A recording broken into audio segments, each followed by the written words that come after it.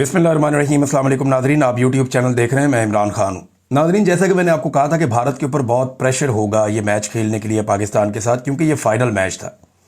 जिन तीन खिलाड़ियों के ऊपर भारत का बड़ा भरोसा था, उनके दोनों ओपनर्स और उसके अलावा एक उनका सूर्य कुमार यादव, ये तीनों बुरी तरह नाकाम हो गए और 20 रन के आसपास इनकी विकेटें गिर गई थी। भारत बहुत बुरा खेला, लेकिन इसके बावजूद पाकिस्तान मैच हार गया। पाकिस्तान का प्रॉब्लम यह था कि पाकिस्तान को एक अच्छा स्टार्ट नहीं मिल रहा था। लगभग 100 रन का पाकिस्तान को स्टार्ट मिल गया, कोई आउट भी नहीं हुआ था, और उसके बावजूद पाकिस्तानी टीम 150 नहीं कर सकी। ये हालात है नाजरीन पाकिस्तानी टीम के। भारत ने बहुत बुरा खेला, बहुत प्रेशर में था, लेकिन इसके बावजूद पाकिस्तान बहुत बुरी तरह हार गया। यही हारिस रऊफ था, ये जो बॉलर है, इसी ने विराट कोहली से छक्के खाए थे पहले, और पाकिस्तान को पहले भी मैच हरवा दिया था। और अब इसी हारिस रऊफ ने दोबारा रात को फिर मैच हरवा दिया। छिक्का चौका इसने फिर खाया, 4 गेंदों में 13 रन इसने खा लिए दोबारा। एक दौर था पाकिस्तानी बॉलर जो थे, तेज बॉलर, ये 4, 5, 6 रन को भी डिफेंड कर लेते थे। आखिरी ओवर में अगर 6-7 रन बचे होते थे ना, तो पाकिस्तानी बॉलर बड़े दिल के साथ आते थे और वो कहते थे मसला ही कोई नहीं है, अच्छे बैट्समैन भी खड़े हुए तो हम निकाल लेंगे। पता नहीं वो दौर कहां गया। अब ये पर्चियां डाली हुई है सारी की सारी टीम में, वो कैप्टन है, वो अजीबोगरीब पर्ची है, उससे स्कोर ही नहीं होता, वो फिर 8 स्कोर पे आउट हो गया और ऐसी गैर जिम्मेदार शॉट मारी है उसने। यानी ऐसा लगता है कि सारे ही नॉन प्रोफेशनल थे, वो बच्चे क्रिकेट इससे बेहतर खेल रहे होते हैं। ये जो बिल्कुल एक छोटी टीमों के बच्चे होते हैं, ये सलमान बट के पास चले जाएं, उसके बच्चे इससे बेहतर क्रिकेट खेल लेते हैं। आप किसी भी राशिद लतीफ साहब के कैंप में चले जाए, उनके बच्चे बेहतर। यानी कोई वो बासित अली साहब कह रहे थे टीवी के ऊपर बैठ के, मैं उनका एक क्लिप सुन रहा था, उन्होंने कहा जी मैं जिस हालत में अभी हूं, इस हालत में मैं जाके इनको मार सकता हूं। कैसी गंदी और घटिया क्रिकेट इन लोगों ने खेली, बच्चों से बदतरीन क्रिकेट खेली और इतना डर के खेले, इतनी बुज़दिलों वाली क्रिकेट खेली है इन्होंने। भाई बड़े दिल के साथ आकर खेलो, आपको अच्छा स्टार्ट मिल गया, मारो कुटो उनको, विकेट आपकी नहीं गिर रही, आप फिर भी बॉलर रोक रहे हो। फिर उसके बाद जब खिलाड़ी आउट होना शुरू हो गया तो फिर सबने मारना शुरू कर दिया। भी अजीब क्रिकेट है भाई, जिस वक्त आप टिके हुए थे उस वक्त मारो ना, जिस वक्त आपकी विकेटें गिर रही है तो फिर आप डबल सिंगल करके थोड़ा सा अपने आप को सेट करते हैं, फिर मारते हैं। वो जो प्लेयर आ रहा है, कोई 1 पे जा रहा है, कोई 2 पे जा रहा है, कोई 1 पे जा रहा है, कोई 2 पे जा रहा है, कोई 8 पे जा रहा है, यानी ये सारे लाइन लग गई इनकी।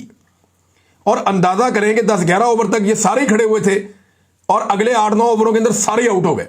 पूरी गेंदें भी नहीं खेली पाकिस्तान क्रिकेट टीम ने, T20 में ये पूरा नहीं खेल सके और 9 बैट्समैन के साथ गए थे ये। लगभग इनकी टीम में 9 लोग ऐसे थे जो बैटिंग कर सकते हैं, ऑलराउंडर्स लेकर गए हुए थे ये, और फिर भी ये नहीं खेल पाए। जहां पे 9 प्लेयर्स बैटिंग करने की कैपेसिटी रखते हो, वहां तो 20 ओवर खेल लेने चाहिए, खासतौर पे जब 10 ओवर में आउट ही कोई ना हुआ हो। तो इंतहाई बुजदिली वाली क्रिकेट खेली और जो प्रॉब्लम इनका था ना, वो भी हल हो गया था। साहबजादा फरहान ने और उसने फखर जमान ने, उन्होंने ओपनिंग में एक अच्छा स्टार्ट भी इनको दे दिया कि चलो हम मारकुट कर लो। इसके बावजूद इनसे कुछ नहीं हुआ, टके की गेम इन्होंने नहीं खेली और इंडिया ने इनको तिगड़ी का नाच नचाया। हालांकि वो बहुत बुरी क्रिकेट खेले, लेकिन सिर्फ इसलिए कि उनका दिल बड़ा था, उन्होंने जरा क्रिकेट को टेक्निकली उन्होंने इनको काबू किया। और फिर जिस तरह इनकी पतझड़ हुई है ना, इनकी विकेटें गिरी है, मैं तो हैरान रह गया। कम से कम 180 स्कोर से ऊपर इनको जाना चाहिए था। और जिस तरह इंडिया के प्लेयर शुरू में आउट हुए, मुझे लगा कि बस अब बात खत्म हो जाएगी। जो स्टैट्स मैंने देखे हैं, वो मैच का तो मैंने बाइकआउट किया हुआ, मैं देखता नहीं, लेकिन अभी मैंने ये रिकॉर्डिंग निकाल के देखी सिर्फ ये वीलॉग करने के लिए। स्टैट्स मैंने उस वक्त देखे जब पाकिस्तान मैच खेल रहा था, बेड़े ही गर्क हो गया पकड़ के। वो अभिषेक शर्मा को आउट करना था, सूर्य कुमार यादव को आउट करना था और एक आउट करना था उसको शुभमन गिल को।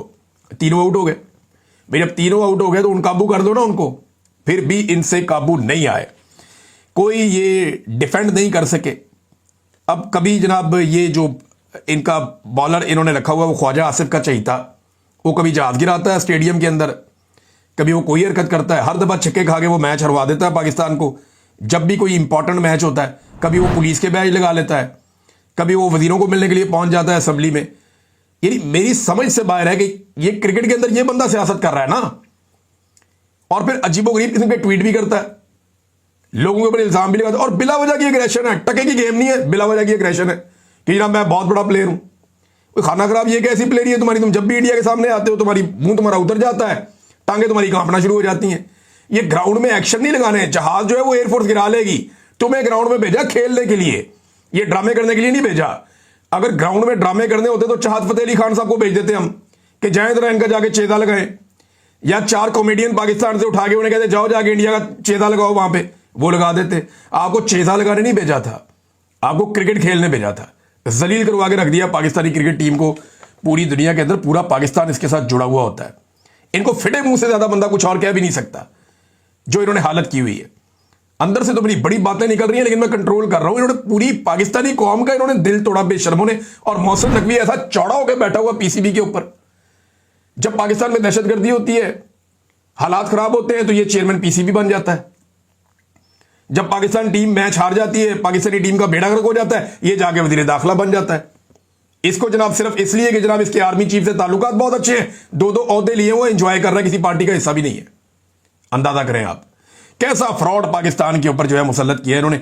एक तरफ भारत का जो नरेंद्र मोदी है उसका जंगी जुनून ग्राउंड के अंदर, यानी वो हाथ ही नहीं मिला रहे किसी से, लेकिन वो जीत रहे हैं ना। और प्रॉब्लम ये है कि उनको ग्राउंड में आप शिकस्त देते तो हम उनसे बदला ले लेते, फिर देखते हम वीलॉग में कैसी उनकी सुथरी करते। अब उन्हें बता दे तुम हाथ नहीं मिला रहे, देखो हमने तुम्हारे साथ क्या किया, तुम्हें वहां भी शिकस्त हुई, यहां भी शिकस्त हुई, ये फिर हम बड़ी बातें कर सकते थे। हमारी जुबान ही छीन ली इन्होंने।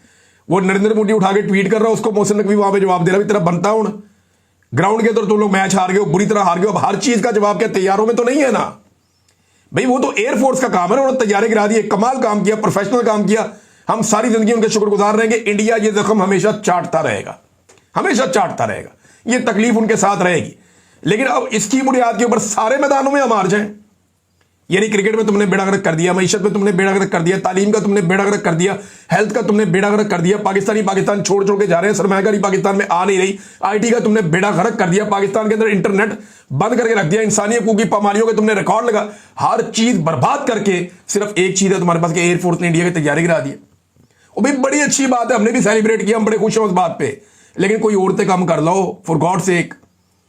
मोहसिन नकवी ने पाकिस्तानी क्रिकेट का बेड़ा गर्क करके रख दिया और ये इस्तीफा नहीं देगा, ये पीसीबी नहीं छोड़ेगा, क्योंकि इसके आर्मी चीफ के साथ ताल्लुकात हैं और इन्हीं ताल्लुकात की बुनियाद के ऊपर ये इस ओहदे के ऊपर अभी तक टिका हुआ है और ये आइंदा भी टिका रहेगा।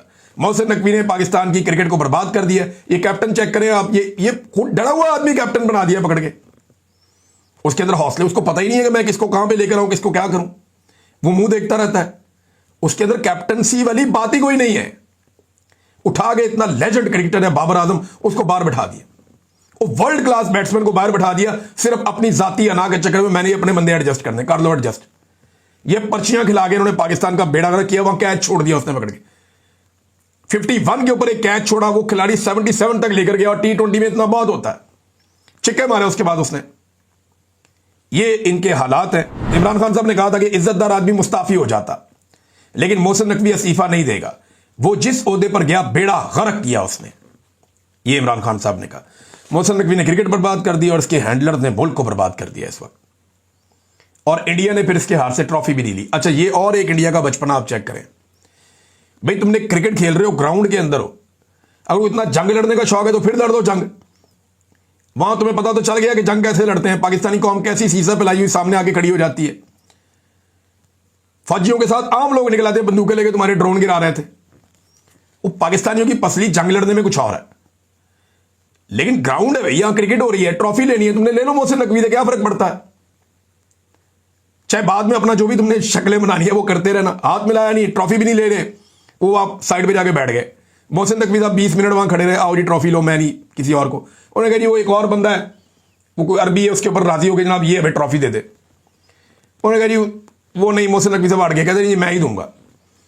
उन्होंने ट्रॉफी नहीं ली, उन्होंने जो है मसनूई ट्रॉफी पकड़ के ना तो ऐसे नाचते नाचते तो इंजॉय करना शुरू हो गया। और इंडियन फैंस क्योंकि वहां स्टेडियम में मौजूद रहे, पाकिस्तानी फैंस तो मैच जब हार गए तो बेइज्जती करवाने के लिए वहां रुकना था, पाकिस्तानी फैन निकल गए बाहर, पाकिस्तानी टीम भी जल्दी चली गई, वो वहां सेलिब्रेशन करते रहे इंडियन फैंस। उन्होंने फिर मोहसिन नकवी साहब की भी और पाकिस्तानी टीम के साथ भी उन्होंने ज्यादती की फैंस ने, इंडियन फैंस ने। और वो वही करते, अगर पाकिस्तान जीता तो पाकिस्तान भी यही करता, लेकिन उसके लिए जीतना जरूरी था। और जीतने के लिए हौसला होना चाहिए, हिम्मत होनी चाहिए, दुरुस्त फैसले करने चाहिए, दलेरी के साथ ग्राउंड में आना चाहिए, कोई क्रिकेटिंग सेंस आपको होनी चाहिए। वो जितने भी क्रिकेट के एक्सपर्ट हैं वो सारे कह रहे हैं कि यार ये एक ह्यूमिलिएशन है, ये एक तजलील करवाई है इन्होंने पाकिस्तान की, जैसे इन्होंने ये मैच खेला है बदकिस्मती से। इमरान खान साहब ने कहा था ना इनके जीतने का एक ही तरीका, तो वो एक ही तरीका अब लगता है। कि मोहसिन नकवी और आसिम मुनीर साहब खेलने जाएं ओपनर, एक तरफ कादी फायद ईसा जो है वो अंपायर हो, एक तरफ सिकंदर सुल्तान राजा अंपायर हो, और जस्टिस डोगर जो है इस्लामाबाद हाई कोर्ट वाले वो थर्ड अंपायर हो। फिर ही पाकिस्तान मैच जीत सकता है। इनको ऐसे आप खिलाएंगे तो ये जीतेंगे, अदरवाइज ये नहीं जीतने के। इमरान खान साहब ने पहले कह दिया था, वो मामला वही साबित हो रहा है। अब नाज़रीन, आज़ाद कश्मीर में आज एक बड़ा सख्त दिन है और पुलिस की बड़ी तैयारियां हैं, सिक्योरिटी फोर्सेज वहां पे पहुंचाई गई हैं। रात के वक्त आज़ाद कश्मीर से जो चीज़ें रिपोर्ट हो रही थी वो ये थी कि हॉस्टल्स के अंदर मुख्तलिफ जगहों पे जहाँ पे नौजवान हो सकते हैं, मुख्तलिफ इलाकों के अंदर छापे मारे जा रहे थे। पुलिस जा रही थी, जगह जगह अपने मोबाइल ऑन करके चेक करते थे कोई वाईफाई तो नहीं चल रहा, वाईफाई बंद करवाए जा रहे हैं, वाईफाई की जो डिवाइसेज हैं वो उठाई जा रही हैं ताकि इनके पास चलाने के लिए वाईफाई भी ना हो, लोग किसी तरह से फुटेज बाहर ना निकाल सकें, लोग किसी तरह से मालूमात आज़ाद कश्मीर से बाहर ना पहुंचाएं, बिजली बंद करेंगे, इंटरनेट बंद करेंगे। बेशुमार चीज़ें वहां पुलिस ने, सिक्योरिटी फोर्सेज ने प्लान की आज़ाद कश्मीर में। दूसरी जानिब जो आज़ाद कश्मीर के लोग हैं वो भी निकलना शुरू हो गए और बहुत सारे लोग जो हैं वो रात के वक्त बाहर आना शुरू हो गए। कश्मीरियों ने रात 12 बजे सड़कों पर निकलकर सारा कश्मीर बंद करने का नारा बुलंद कर दिया। और जो नौजवान है, इनमें बड़ी तादाद नौजवानों की है, नौजवान बड़े तगड़े होके आ रहे हैं और सूरत हाल कशीदा होती चली जा रही है। ये कह रहे हैं जी हम पूरा कश्मीर बंद करेंगे आज के दिन में। मसला क्या है? जो पहला मसला है वो खुद मुख्तारी का है। वो कश्मीरी कहते हैं जी उनको खुद फैसले करने का इख्तियार नहीं दिया जाता, उन पर गैर मुंतखब नुमाइंदे एस्टेब्लिशमेंट लाके मुसल्लत कर देती है बाहर से। 12 बंदे एस्टेब्लिशमेंट ले आती है और यहां से थोड़े से मैनेज करती है और फिर अपनी मर्जी की कानून साजियां करवाती है, अपनी मर्जी के फैसले करवाती है, अपनी मर्जी की हुकूमत बनाती है, अपनी मर्जी की हुकूमत गिराती है। वो कहते हैं जी ये सिलसिला बंद करो, क्योंकि यहां पे सारी तरजीहात एस्टेब्लिशमेंट की चलती हैं। तो एक तो एस्टेब्लिशमेंट के किरदार का वो खात्मा चाहते हैं आज़ाद कश्मीर के मामलात में, प्रोटोकॉल कल्चर का वो खात्मा चाहते हैं। वो कहते हैं जी हमारे हुकूक हमें दिए नहीं जाते, चाहे वो एनर्जी के मामलात हों, चाहे वो फूड के मामलात हों या दीगर मामलात हों। ब्यूरोक्रेसी जो है वो हद तक हमें सलूक करती है उनके साथ, इसकी भी उनको बहुत तकलीफ है। एक कॉलोनियल सोच के तहत आज़ाद कश्मीर के लोग कहते हैं जी हमारा एरिया चलाया जा रहा है। फिर तरक्याती काम वहां पे नहीं हो रहे, तालीम का, सेहत का म्यार, करप्शन का खात्मा, ये बेशुमार चीजें हैं जिनसे वो कहते हैं जी कि हमें बहुत बहुत परेशान किया गया। और इसकी देखिए उनके शऊर का लेवल अलग है। उसकी वजह क्या है? आज़ाद कश्मीर के बेशतर लोग बैरून मुल्क में रहते हैं और उनमें से ज्यादातर लोग मगरबी ममालिक में रहते हैं। तो उन्हें समझ आया कि गवर्नेंस का सिस्टम होता क्या है। रियासत अवाम की नौकर होती है, यानी रियासती इदारे जो है वो अवाम के नौकर होते हैं, वो अवाम के लिए काम करते हैं। अवामी हुकूक होते क्या, उन्हें पता चल गया। अब वो चाहते हैं कि वैसे अवामी हुकूक उन्हें मिल जाए आज़ाद कश्मीर में। अब पाकिस्तान की एस्टेब्लिशमेंट तो नहीं देती, उन्हें तो गुलाम चाहिए और वो लोगों को गुलाम रखना चाहते हैं। ये है असल फड्डा। और आज मैं आपको रिपोर्ट करूंगा अगले वीलॉग में कि आज़ाद कश्मीर में क्या हुआ और मामला कहां तक पहुंचा। क्या आज़ाद कश्मीर के लोग कामयाब होंगे, क्योंकि ये अवामी एक्शन कमेटी बहुत तगड़ी है, ये कामयाब होगी या एस्टेब्लिशमेंट कामयाब होगी, आज फैसला होगा या चंद दिन और लगेंगे। ये चीजें हम आपको रिपोर्ट करते जाएंगे। नाज़रीन, एस्टेब्लिशमेंट और नून लीग का एक झूठ पकड़ा गया। आजकल दोनों इकट्ठे ही हैं। तो इन्होंने जनाब अपनी तरफ से एक पोस्ट चलाई और अपने चैनल्स को इस्तेमाल किया। उसमें उन्होंने कहा जी हमने फैक्ट चेक किया है कि ये जो तस्वीर लगाई गई हैं सोशल मीडिया के ऊपर ये जाली हैं और ये आर्टिफिशियल इंटेलिजेंस से बनाई गई हैं। और इस तस्वीर में क्या था कि आसिम मुनीर ने और शहबाज शरीफ ने ऐसे हाथ बांधे हुए हैं, ट्रंप के सामने ऐसे हाथ बांध के खड़े हैं। तो इसके अंदर तनकीद ये की गई यार, ट्रंप के सामने आप हाथ बांध के खड़े हैं और यहां पे आप पाकिस्तान के अंदर आपका रवैया कुछ और होता है। जिन लोगों ने आपको तनख्वाह देनी होती है, जिन लोगों के पैसों के ऊपर आप अपने और अपनी फैमिलियों को पालते हैं, जिन लोगों के आप मुलाजिम हैं, उनके सामने आप डंडा उठाते हैं और ट्रंप के सामने आप हाथ बांध के खड़े होते हैं। तो ये तनकीद हो रही थी। तो इस पे उन्होंने कहा जी कि आर्टिफिशियल इंटेलिजेंस की ये तस्वीर है और ये हम साबित कर देते हैं तो ये और वो। अब इस पे अजहर मशवानी साहब ने ये प्रोपेगेंडा उनका एक्सपोज कर दिया, उल्टा नून लीग का। और अच्छा, खुद वो कह रहे हैं कि हम प्रोपेगेंडा एक्सपोज कर रहे हैं। अजहर मशवानी साहब ने बताया जनाब कि ये ऑफिशियल फोटोग्राफ्स हैं व्हाइट हाउस की, और ये मैं लिंक भी आपको दे रहा हूं। उन्होंने लिंक भी साथ जारी कर दिया कि व्हाइट हाउस का लिंक भी आ गया। आप लिंक के अंदर देख लें, कोई शर्म कर लो। और ये जो झूठे गुलाम हैं या गुलाम जो डिजिटल मीडिया इन्होंने बनाया हुआ अपना एस्टेब्लिशमेंट ने और ये हुकूमत ने, उसका वो इशारा दे रहे हैं। वो ये कह रहे हैं जनाब कि ये व्हाइट हाउस ने खुद जारी की हैं, ये कोई आर्टिफिशियल इंटेलिजेंस से बनी हुई तस्वीर नहीं है। शहबाज शरीफ साहब दावा करते हैं जनाब खारजा पॉलिसी में उनको बहुत बड़ी कामयाबी हो गई। टोटल कामयाबी शहबाज शरीफ और आसिम मुनीर साहब की खारजा पॉलिसी में यह है कि उन्हें चंद तस्वीर मिल गई हैं पाकिस्तानियों को दिखाने के लिए, नंबर एक। नंबर दो, इमरान खान के हक में जो आवाजें उठ सकती थी उन्हें उन्होंने किसी ना किसी तरह मैनेज कर लिया है, क्योंकि हुकूमत के बाद ऑफर करने के लिए बहुत कुछ होता है। नंबर तीन, वो दुनिया को यह भी उन्होंने बावर करवा दिया है कि हम आपके खादन और आपके गुलाम हैं, तो हमारे अलावा कहीं और आपको देखने की जरूरत नहीं है। यह है टोटल इनकी कामयाबियां खारजा पॉलिसी में। कोई सरमायाकारी हुई पाकिस्तान में? नहीं हुई। कोई गरीब पाकिस्तान में कम हो गए हो, गुर्बत और बेरोजगारी में कमी हुई हो? नहीं हुई। कोई पाकिस्तान के हालात बेहतर हो गए हो? नहीं हुए। मईशत बेहतर हो गई हो? नहीं हुई। कोई कश्मीर की आज़ादी का इन्होंने फैसला करवा लिया हो दुनिया से? नहीं हुई। जो पानी रोक रहा है भारत पाकिस्तान का, उसके ऊपर उन्होंने कोई मौक़िफ़ ले लिया हो किसी का? नहीं हुआ। गजा में जंगबंदी चलो इन्होंने करवा ली हो, हालांकि सारी दुनिया भी ये चाहती है करवाना, नहीं हुआ। आफिया सिद्दीकी की रिहाई इन्होंने करवा ली हो, वो भी नहीं हुआ। बल्कि उल्टा इन्होंने पाकिस्तान की जो कीमती मादनियात हैं वो ओने पोने ऐसे बेचने का फैसला किया कि मकामी अफराद को यह शुबा पैदा हो गया है कि उन्हें महरूम रखा जाएगा, उन्हें कुछ नहीं मिलेगा। होना तो यह चाहिए ना कि जिनके इलाके से मादनियात निकल रही है उन लोगों के ऊपर पैसा खर्च किया जाए, ज्यादा पैसा उन पर खर्च किया जाए ताकि वो तरक्की करें, वो आगे बढ़े। अब मादनियात जिनके इलाकों से निकाली जाती है उनको पीस दिया जाता है, महरूम रखा जाता है, और जो मादनियात निकालने वाले और मिडलमैन होते हैं या एस्टेब्लिशमेंट के लोग होते हैं वो कहां से कहां पहुंच जाते हैं। वो जजीरे खरीदना शुरू हो जाते हैं, वो अमीर से अमीर तर होते चले जाते हैं, उनकी बौछें लग जाती हैं कई कई नस्लों के लिए। तो ये जनाब शहबाज शरीफ साहब की कामयाबी जो है वो ये इतनी सी है जो मैंने आपके सामने रख दी है। कोई कामयाबी इनको हासिल नहीं हुई, कोई सरमायाकारी पाकिस्तान में नहीं आई, बल्कि ये अपनी मादनियात ओने पोने बेच रहे हैं। नाजरीन, ये जो एक खातून वाला मसला उठा हुआ है कि अक़वाम मुत्तहिदा में वो कैसे पहुंची, कैसे पहुंचाया गया, अब ये तो साबित हो गया। खातून ने खुद कह दिया जी ये मुझे खुद ही लेकर गए, अब मुझे अपने से अलग कर रहे हैं, ज्यादती कर रहे हैं। उसमें अहमद कुरैशी साहब ने आवाज़ उठाई कि जनाब अगर आप ये खातून वाले मामले के ऊपर इतना डर गए हैं, पीछे हट गए, तो जो डोनाल्ड ट्रंप के साथ आपकी बात हुई है वो मामला आप कैसे पूरा करेंगे? तो देखें, अब आप समझें बात को। ये खातून वाला मामला इतना सख्त नहीं है जितना डोनाल्ड ट्रंप के साथ जो मामला हुआ है इनका, उसके अंदर जो राज हैं वो बहुत बड़े हैं, एस्टेब्लिशमेंट के बहुत करीब हैं अहमद कुरैशी साहब। और मुबैना तौर पर उनके जो बयान सामने आ रहे हैं उसमें ये क्लेम है कि डोनाल्ड ट्रंप के साथ जो बात है फिर वो आप कैसे करेंगे अगर आप अभी डर गए हैं सिर्फ एक खातून के वहां बैठने से। तो ये दौड़ जाते हैं, बहुत जल्दी दौड़ जाते हैं। मैंने आपको पूरा मिशन इनका बताया ये किस तरीके से इब्राहिम अकॉर्ड पे दस्तखत करेंगे और किस तरफ ये मामला लेकर जाएंगे, बज़ाहिर जो दिखाई दे रहा है और जो लोग क्लेम कर रहे हैं। अब इसमें नाजरीन ये जो खातून वाला मसला है ना, इस पर एक मुफ्ती मुनीब साहब है नाजरीन, वो बोल पड़े हैं। और मुफ्ती मुनीब साहब ने जो स्टेटमेंट दिया वो बड़ा ईमान अफरोज स्टेटमेंट है। वो ये कहते हैं कि शमा जुनेजो का मामला अल्लाह पर छोड़ दें, अल्लाह ताला हमें ऐबों पर पर्दा डालने का हुक्म देता है। सोशल मीडिया पे पगड़ियां उछालने के बजाय एक खातून की इज्जत और तकरीम को मलहूज़े खातिर रखे मुफ्ती मुनीबुर रहमान। तो मुफ्ती मुनीबुर रहमान साहब को क्या हो गया? उन्हें यह नहीं पूछना चाहिए था कि क्या वाकई आप इसराइल को तस्लीम करने जा रहे हैं, या एक ऐसी खातून जिनका बड़ा प्रो इसराइल एक मौक़िफ़ है वो पाकिस्तानी वफद में ऑफिशियल कैपेसिटी में वज़ीर आज़म की फाइलों के साथ क्या कर रही थी? यह सवाल मौलवी का पूछना बनता था, लेकिन मौलवी डंडी मारेगा, एस्टेब्लिशमेंट के साथ खड़ा होगा। मौलवी क्या कह रहा है कि नहीं यार मिट्टी पाओ, मिट्टी पाओ। यानी अगर कोई ऐसा बंदा इमरान खान के करीब से भी गुजर जाता जिसने जिंदगी में किसी इसराइली के करीब से गुजरा हुआ होता तो इन्होंने जनाब जमीन आसमान के कलाबे मिला देने थे। लेकिन यहां पे एक खातून बरमला कहती रही कि मैं इसराइल को तस्लीम करना चाहती हूं, और उनकी राय है, देखें मैं उसका एहतराम करता हूं, मैं उनकी राय का एहतराम करता हूं। जमहूरियत यही कहती है, उनको राय देने का हक है।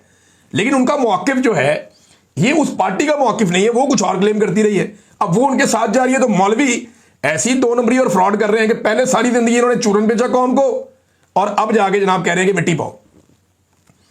तो मुफ्ती मुनीब साहब, हुजूर आपने अल्लाह को जाके जवाब नहीं देना, आपने रब के सामने पेश नहीं होना, ये सारा खौफ आपने हमारे लिए रखा हुआ है। यानी आप उस वक्त क्यों नहीं जाके जब एक साबिक खातून अव्वल के ऊपर इद्दत जैसा घटिया केस चलाया जा रहा था, तब तो आपकी जबान नहीं हिली। जब खवातीन को जबरी तौर पे गिरफ्तार करके थानों के अंदर घसीटा जा रहा था, तब तो आपकी जबान नहीं हिली। जब चादर और चार दीवारी का तकद्दुस बार बार पामाल किया जा रहा था, तब तो आपकी जबान नहीं खुली। जब बहनों बहुओं और बेटियों को अगवा किया जा रहा था, बीवियों को अगवा किया जा रहा था एक गैर आईनी तरमीम करवाने के लिए, तब तो आपका मुंह नहीं खुला। और अब आप उठ के बोलना शुरू हो गए हैं एक ऐसे मामले पे जिसपे आपने कौम को दूसरा चूरन हमेशा बेचा कि जनाब हम कभी इसराइल को तस्लीम नहीं होने देंगे, हम फलस्तीनियों के साथ। एक कहानियां तुसी सुनाइया ने। जब आपने ये वाला चूरन बेचा तो अब वो बात सामने आई तो आप कह रहे मट्टी डाल दो। मैं ये कहूं ना तो ठीक है, बनता भी है, लेकिन आपने कौम को चूरन बेचा हुआ है। और अभी जब इतना जुल्म और ज्यादती हुई है कि औरत सिर्फ यही एक है। पाकिस्तान तहरीक इंसाफ से ताल्लुक रखने वाली खवातीन औरतें नहीं है जिनको अभी तक जेलों में बेगुनाह बंद किया हुआ है। एक एक औरत पे 12-12 मुकदमे बना दिए। वो एक ही जगह हो सकती है ना, 12 जगह पे तो नहीं हो सकती। एक औरत लाहौर में है, उसके ऊपर 4 शहरों में और मुकदमे हो गए। अभी जिस तरह पूरे के पूरे निजाम ने मिलकर फलक जावेद को गिरफ्तार किया, आपको नजर नहीं आया वो कि 24 घंटे तक पता ही नहीं चला वो है कहां पे? उस वक्त तो आपका कोई स्टेटमेंट नहीं आया। तो मुफ्ती मुनीब साहब, अच्छी बात यह है कि मेरा अल्लाह रब्बुल इज्जत आखिर में हर एक को एक्सपोज कर देता है और आप अपने करियर के इख्तिताम में बहुत बुरी तरह एक्सपोज हुए, बहुत बुरी तरह। लोगों को अब नजर आ रहा है कि आपने किस किस्म का मुनाफिकाना रवैया इख्तियार किया है।